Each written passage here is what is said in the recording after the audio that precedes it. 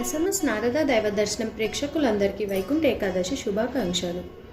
నమస్కారం. ఓం నమో వెంకటేశాయ. ఈరోజు వైకుంఠ ఏకాదశి సందర్భంగా మనం ఫిర్జాదిగూడలో ఉన్న వెంకటేశ్వర స్వామి టెంపుల్లో వైకుంఠ ద్వార దర్శనం చేసుకోవడానికి వెళ్తున్నాము. ఇది చూడండి, ఇక్కడ వెంకటేశ్వర స్వామి కమాండ్ మీకు కనపడుతుంది కదా. ఇక్కడ నుంచి వెళ్ళగానే బైక్స్, కార్స్ అన్నీ ఇక్కడ నుంచి వెళ్తాయన్నమాట. ఇది ఫిర్జాదిగూడలో బోడుపల్లికి వెళ్ళే రూట్లో లెఫ్ట్ సైడ్ కమాన్ ఉంటుంది. కమాన్ నుంచి లెఫ్ట్ సైడ్ వెళ్ళగానే ఇక్కడ మీకు బైక్స్, కార్స్ పార్కింగ్ కనబడుతుంది. కొంచెం లెఫ్ట్ వెళ్ళగానే మళ్ళీ మీకు టెంపుల్కి వెళ్ళే దారి ఉంటుంది.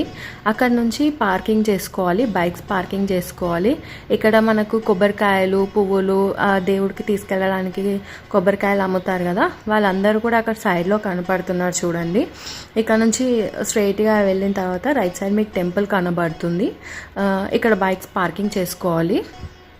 పార్కింగ్ చేసుకున్న తర్వాత అక్కడ మనకు క్యూ లైన్స్ కనబడుతున్నాయి చూడండి. భక్తులందరూ మార్నింగ్ 4 o'clock నుంచి ఇక్కడ లైన్లో వేచి ఉన్నారంట దర్శనం చేసుకోవడానికి.